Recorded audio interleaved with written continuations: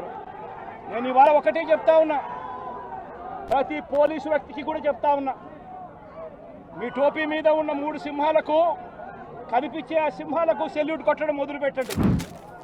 Telugu Desam party నాయకులకు salute కొట్టడం మొదలుపెట్టి, వీళ్ళు చెప్పినట్టుగా చేయడం మొదలుపెట్టి, అన్యాయాలు చేయడం మొదలు పెడితే మాత్రం ఎల్లకాలము తెలుగుదేశం పార్టీ ప్రభుత్వమే ఉండదు అని చెప్పి ఇవాళ ప్రతి అధికారికి కూడా నేను తెలియజేస్తా ఉన్నా. రేపొద్దున మళ్ళీ మా అధికారం వస్తుంది. వచ్చినప్పుడు అన్యాయం చేసిన వీళ్ళందరినీ, వీళ్ళ అధికారులందరినీ, అన్యాయం చేసిన ఈ నాయకులందరినీ కూడా బట్టలు కూడా తీసి నిలబెడతామని చెప్పి కూడా ఈ సందర్భంగా తెలియజేస్తా ఉన్నాను. ఎవడిని వదిలిపెట్టేది ఉండదు. ఇదే వంశీని అరెస్ట్ చేసేటప్పుడు సిఐ అన్నాడట, నేను 1.5 సంవత్సరంలో రిటైర్ అయిపోతాను అని చెప్పి. రిటైర్ అయిపోయినా కూడా, సప్త సముద్రాల అవతల ఉన్నా కూడా మొత్తం అందరినీ కూడా పిలిపిస్తామని చెప్పి కూడా ఈ సందర్భంగా చెప్తా ఉన్నా. చట్టం ముందు నిలబడేట్టుగా చేస్తాం, బట్టలు ఊడదీస్తాం, న్యాయం జరిగేట్టుగా చేస్తాం అని ప్రతి ఒక్కరికి కూడా తెలియజేస్తా ఉన్నాం. ఈ మాదిరిగా అన్యాయం చేయడం మొదలు పెడితే మాత్రం ఖచ్చితంగా ప్రజలు, దేవుడు ఇద్దరు కూడా వీళ్ళను శిక్షించే కార్యక్రమం ఖచ్చితంగా జరుగుతుందని చెప్పి సందర్భంగా మరొక్కసారి వీళ్ళందరికీ కూడా చెప్తా ఉన్నాం. అన్యాయంలో భాగస్వాములు కావద్దండి. మీ టోపీ మీద ఉన్న సింహాలను గౌరవించండి, వాటికి సెల్యూట్ కొట్టండి, మీ వ్యక్తిత్వాన్ని కాపాడుకోండి అని చెప్పి ప్రతి అధికారికి కూడా ఈ సందర్భంగా తెలియజేస్తా ఉన్నాం. కొంతమంది లీడర్స్ని టార్గెట్ చేసి అరెస్ట్ చేస్తున్నారు. ఇవాళ వంశీ, ఇటీవల కొంతమంది అరెస్ట్, నందిగం సురేష్, ఇట్లా దాన్ని ఎలా చూడాలి? ప్రజాస్వామ్యం కూలిపోతా ఉంది అని చెప్పడానికి ఇవన్నీ నిదర్శనాలు. ప్రతి కేసు ఇల్లీగల్ కేసే.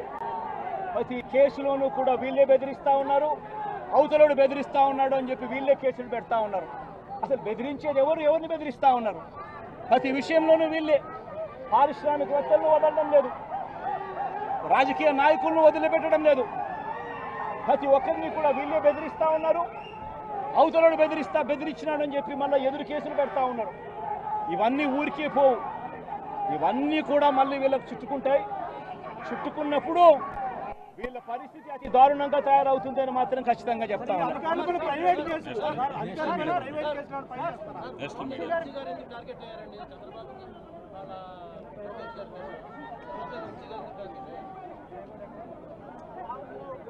వంశీని ఎందుకు టార్గెట్ చేస్తా ఉన్నారు అనేది చంద్రబాబు నాయుడు గారికి, వంశీని చూస్తే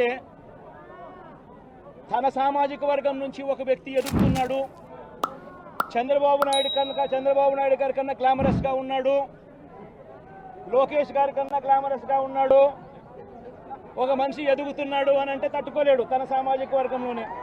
అందుకని కొడాలని చూసినా ఆ మనిషికి జీర్ణించుకోలేని ఆక్రోశము, వంశీని చూసినా కూడా జీర్ణించుకోలేని ఆక్రోశము. ఎందుకంటే చంద్రబాబు నాయుడు గారి కన్నా చక్కగా ఉంటారు కాబట్టి వీళ్ళిద్దరు. అవినాష్ కూడా పాపం ఎప్పుడో ఒకసారి టార్గెట్ అవుతాడు, ఎందుకంటే లోకేష్ కన్నా చక్కగా ఉన్నాడు కాబట్టి. ఇది చంద్రబాబు నాయుడు గారి మనస్తత్వం. ఆయన కొడుకు ఆ సామాజిక వర్గంలో వాళ్ళు మాత్రమే లీడర్లు.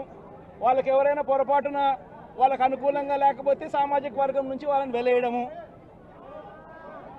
ఇది చంద్రబాబు నాయుడు గారు, రామోజీరావు, ఆంధ్రజ్యోతి రాధాకృష్ణ, TV5 వీళ్ళు ముగ్గురు. నిజంగా ఇది ఒక మాఫియా రాజ్యం. చంద్రబాబు నాయుడు అనే వ్యక్తిని ముఖ్యమంత్రిగా చేయడం కోసం, చంద్రబాబు నాయుడు అనే వ్యక్తికి ఓట్లు వేయించడం కోసం ఒక మాఫియా సామ్రాజ్యం వీళ్ళంతా. ఆ మాఫియా సామ్రాజ్యంలో ఎవరైనా చంద్రబాబు నాయుడు గారికి వ్యతిరేకంగా వాళ్ళ సామాజిక వర్గంలో ఈ అవినాష్ కానీ, నాని కానీ, వంశీ కానీ ఇలాంటి వాళ్ళు ఎవరైనా నిలబడితే, పాప మా శంకర్రావు కానీ, మా బ్రహ్మనాయుడు కానీ ఇటువంటి వాళ్ళు ఎవరైనా నిలబడితే అంతే, వాళ్ళ సామాజిక వర్గంలో తప్పు పుట్టారు, వాళ్ళ అన్యాయస్తులు అని వాళ్ళ మీద తప్పుడు కేసులు పెట్టడం, వాళ్ళ మీద ఇల్లీగల్ అరెస్ట్ చేయించడం, వాళ్ళ మీద బురద చల్లడం, వాళ్ళని ట్రోల్ చేయించడము, ఇవన్నీ కూడా చంద్రబాబు నాయుడు గారి నైజం. కిడ్నాప్ కేసులో ఇరుక్కున్నారు. చట్ట ప్రకారం గవర్నమెంట్ చర్యలు తీసుకొని తప్పితే అసలు మేమైనా తీసుకోవాల్సిన చర్య ఇది కాదు. ఇంకా తీవ్రమైన చర్యలు మేమైనా ఉండాలి. కానీ అక్కడ మా ముఖ్యమంత్రి గారు ఒప్పుకోవట్లేదు. అది సమస్య. కక్ష సాధింపులు మా ప్రభుత్వానికి లేవు కాబట్టి మీరు ఆ మాటలైనా మాడగలుగుతున్నారు, లేదంటే మీరు మాట్లాడే పరిస్థితి కూడా ఉండదు. కాబట్టి మీరు ఇప్పటికైనా 151 సీట్ల నుంచి 11 సీట్లు ఎందుకు వచ్చాయో గుర్తుపెట్టుకొని, ఇది ప్రజాస్వామ్యం,